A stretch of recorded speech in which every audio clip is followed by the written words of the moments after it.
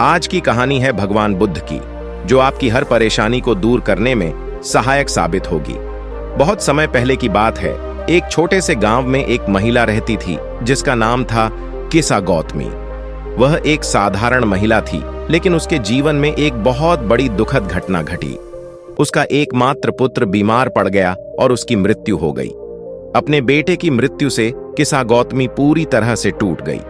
वह अपने बेटे के शव को लेकर गांव के हर घर में गई और उनसे मदद की भीख मांगी।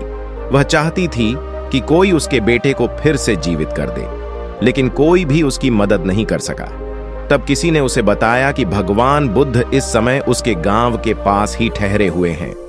वह तुरंत बुद्ध के पास गई और उनके चरणों में गिर पड़ी। उसने उनसे विनती की कि वह उसके बेटे को फिर से जीवित कर दें। बुद्ध ने शांतिपूर्वक उसकी बात सुनी और बोले, मैं तुम्हारे बेटे को जीवित कर सकता हूं, लेकिन उसके लिए तुम्हें एक कार्य करना होगा। किसा गौतमी ने तुरंत कहा, भगवान, मैं कुछ भी करने को तैयार हूं, बस आप मेरे बेटे को जीवित कर दीजिए। बुद्ध ने कहा, तुम्हें उस घर से एक सरसों का दाना लाना होगा जहां कभी किसी की मृत्यु नहीं हुई हो। किसा गौतमी ने सोचा कि यह कार्य तो बहुत सरल है। वह दौड़ते हुए गांव के एक घर में गई और उनसे सरसों का दाना मांगा। लेकिन जब उसने पूछा कि क्या इस घर में कभी किसी की मृत्यु नहीं हुई है, तो उसे पता चला कि वहां किसी न किसी की मृत्यु हो चुकी थी। वह अगले घर में गई, लेकिन वहां भी यही उत्तर मिला। इस प्रकार उसने पूरे गांव में हर घर में जाकर पूछा, लेकिन उसे ऐसा कोई घर नहीं मिला जहां कभी किसी की मृत्यु नहीं हुई हो। थक हार कर वह बुद्ध के पास वापस आई और बोली, भगवान, मैं समझ गई हूं, इस संसार में ऐसा कोई घर नहीं है जहां मृत्यु न हुई हो। बुद्ध ने मुस्कुराते हुए कहा, तुमने सच्चाई को जान लिया है। इस संसार में हर प्राणी को मृत्यु का सामना करना पड़ता है, कोई भी इससे अछूता नहीं है। इसलिए हमें अपने दुखों से मुक्त होना सीखना चाहिए और जीवन के सच्चे अर्थ को समझना चाहिए। इस कहानी से हमें यह सीखने को मिलता है कि जीवन में दुख और कष्ट अपरिहार्य हैं, लेकिन उन पर काबू पाकर ही हम अपने जीवन को सही अर्थों में जी सकते हैं। भगवान बुद्ध की यह शिक्षा हमें बताती है कि जीवन में जो भी समस्याएं आती हैं, उन्हें स्वीकार करना और उनसे सीख लेकर आगे बढ़ना ही सच्चा समाधान है। दोस्तों, अब हम एक अन्य कहानी से इसको गहराई से जानेंगे। एक बार की बात है, महात्मा बुद्ध के शिष्य आनंद कहीं जा रहे थे। रास्ते में उन्होंने देखा कि एक अधेड़ व्यक्ति एक चट्टान पर बैठा रो रहा है। वे उसके पास गए और बोले, क्या बात है वत्स, तुम कौन हो और क्यों रो रहे हो? आनंद की बात सुनकर उस व्यक्ति की सिसकियां थम गईं। वह अपने आंसुओं पोंछता हुआ बोला, मैं पास के गांव का रहने वाला एक बदनसीब व्यापारी हूं। मैं जो भी काम करता हूं वह बिगड़ जाता है। व्यापार के चक्कर में मैंने अपनी पत्नी के गहने गंवा दिए, मैंने अपने परिवार को भी खो दिया, यहां तक कि मेरा घर भी गिरवी पड़ा है। मुझे तो लगता है कि मैं किसी काम का नहीं हूं, मेरी किस्मत ही खराब है। उसकी बात सुनकर आनंद बोले, तुमसे किसने कहा वत्स कि तुम्हारी किस्मत खराब है? जरा मैं भी तो जानूं कि तुम्हारी किस्मत में क्या खराबी है। वह व्यक्ति बोला, पहले मैं खेती करता था, पर हर साल उसमें घाटा होता था। कभी सूखा पड़ जाता तो कभी ज्यादा बारिश के कारण फसल बर्बाद हो जाती। इससे परेशान होकर मैंने व्यापार करने का निश्चय किया। मैंने पत्नी के गहने बेचकर अपना व्यापार शुरू किया, लेकिन मेरा व्यापार नहीं चला। शुरू में परिवार वालों ने मेरा साथ दिया, लेकिन जैसे जैसे मुझे नुकसान होने लगा, मेरे परिवार वाले भी मुझसे दूर हो गए।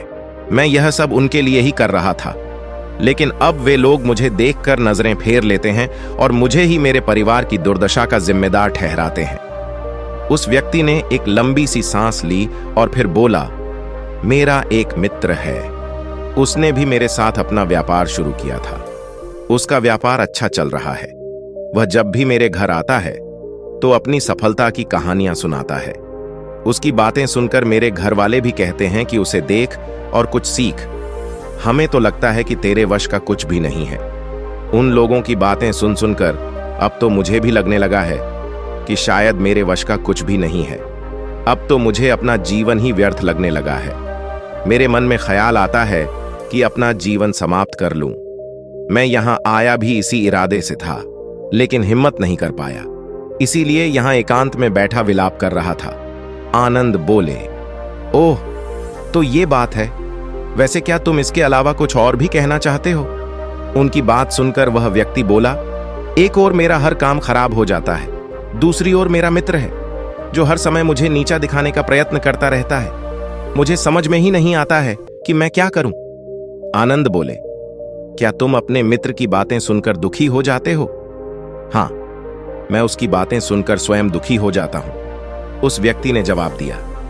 आनंद ने पूछा, तुम्हें किस बात का दुख होता है, अपने असफल होने का या फिर मित्र के सफल होने का? उनका सवाल सुनकर वह व्यक्ति एक पल के लिए सोच में पड़ गया। फिर वह बोला, अगर सच कहूं तो मुझे अपने असफल होने का उतना दुख नहीं होता है जितना कि मित्र के सफल होने का होता है। अर्थात यदि तुम्हारा मित्र असफल हो जाए तो तुम्हें खुशी होगी? आनंद ने प्रश्न किया। वह व्यक्ति बोला, हां, मुझे बहुत खुशी होगी। इसका मतलब है कि तुम्हारी खुशी तुम्हारे मित्र पर निर्भर है। आनंद बोले, अगर वह चाहे तो तुम्हें खुश कर सकता है और अगर वह चाहे तो तुम्हें दुखी कर सकता है। तुम स्वयं से न तो खुश हो सकते हो और न ही दुखी हो सकते हो। अर्थात तुम अपने मित्र के गुलाम हो गए हो, इसलिए तुम्हारा कुछ नहीं हो सकता। ऐसा न कहें महात्मन, उस व्यक्ति ने हाथ जोड़ दिए।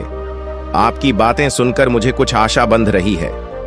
आनंद बोले, जब हम किसी से आशा बांध लेते हैं तो उस पर निर्भर हो जाते हैं। ऐसे में हमारी खुशी और दुख भी उस पर निर्भर करने लगता है। इससे बेहतर है कि तुम अपने आप से आशा बांधो।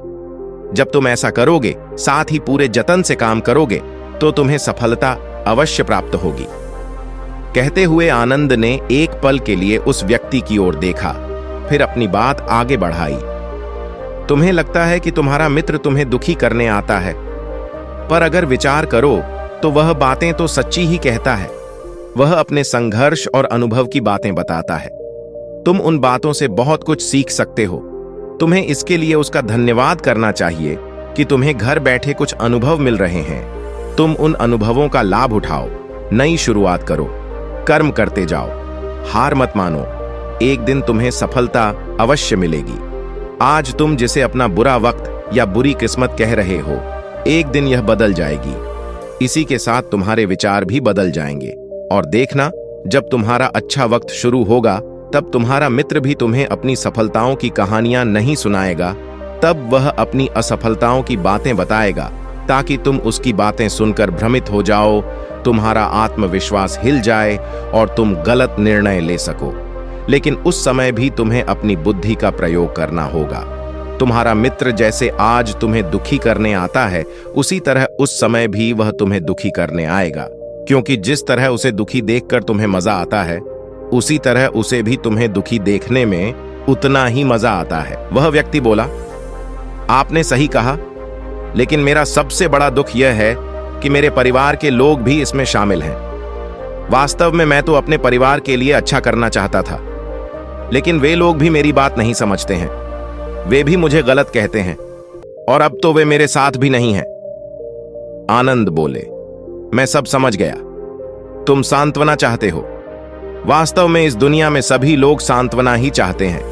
हम चाहते हैं कि हम जब भी कुछ करें तो लोग हमारी प्रशंसा करें, लेकिन आमतौर से ऐसा नहीं होता है, इसलिए हम दुखी हो जाते हैं। हमें लगता है कि हमारे मित्र, परिवार वाले सब मतलबी हैं। लेकिन तुम अगर किसी को अपना परिवार मानते हो और उसके लिए कुछ करना भी चाहते हो, तो तुम्हें ऐसा क्यों लगता है कि तुम दूसरों के लिए कुछ कर रहे हो? वास्तव में तुम अपनी खुशी के लिए कर रहे हो। इसलिए परिवार के लिए कुछ करना वास्तव में अपने लिए ही करना होता है। लेकिन अगर ऐसा करते समय तुम्हें लगता है कि तुम दूसरों के लिए कर रहे हो, तो तुम दुखी रहोगे, और अगर तुम्हें लगता है कि तुम अपने लिए कर रहे हो तो तुम खुश रहोगे। क्योंकि जब तुम अपने लिए कुछ अच्छा करते हो या करना चाहते हो, तब तुम्हें सांत्वना की जरूरत नहीं पड़ती है। आनंद की बातें सुनकर उस व्यक्ति के चेहरे के भाव बदल गए। वह बोला, आप सही कह रहे हैं, मैं समझ गया हूं। अब तक मेरी किस्मत खराब इसीलिए थी क्योंकि वह दूसरों के हाथ में थी। अब मैं अपनी किस्मत को अपने हाथ में रखूंगा। मैं फिर से प्रयत्न करूंगा, पूरे मन से काम करूंगा, और जब तक सफलता नहीं मिल जाती चैन से नहीं बैठूंगा। उस व्यक्ति की बात सुनकर आनंद मुस्कुराए और उसे एक छोटी सी डिबिया देते हुए बोले, इस डिबिया को हमेशा अपने पास रखना। इसमें एक ऐसा राज है जो तुम्हें बड़े से बड़े दुख से भी बाहर निकाल लेगा, लेकिन इसे तभी खोलना जब तुम्हारे जीवन में कोई रास्ता न सुझाई दे और तुम्हें लगे कि सब व्यर्थ है, यह दुनिया व्यर्थ है और यहां रहना भी व्यर्थ है। उस व्यक्ति ने आनंद को धन्यवाद दिया और डिबिया को लेकर चला गया। उसने नए उत्साह के साथ फिर से अपना व्यापार आरंभ किया। उसका व्यापार चल निकला। अपनी मेहनत और लगन के बल पर वह एक बड़ा व्यापारी बन गया। परिवार वाले भी उसके साथ आ गए और उसका जीवन हंसी खुशी बीतने लगा। अब वह भूतकाल का रोना छोड़ चुका था। वह भविष्यकाल की भी चिंता नहीं करता था, बस अपने वर्तमान को संवारने में लगा रहता था। और जो कुछ भी वह करता था वह अपने लिए करता था, अपनों के लिए करता था, इसलिए वह प्रसन्न था। उसके जीवन में अब कोई दुख नहीं था। लेकिन वक्त हमेशा एक जैसा नहीं रहता है, वह बदलता रहता है। उसके जीवन में भी बदलाव आया। एक दिन उसके राज्य पर पड़ोसी राजा ने चढ़ाई कर दी। उसने इस राज्य पर अपना कब्जा कर लिया। उसके सैनिकों ने चारों ओर लूट मार मचा दी। उन्होंने व्यापारी का सारा धन लूट लिया। उसके घर में आग लगा दी। जान बचाने के लिए उसे अपने परिवार के साथ वहां से भागना पड़ा।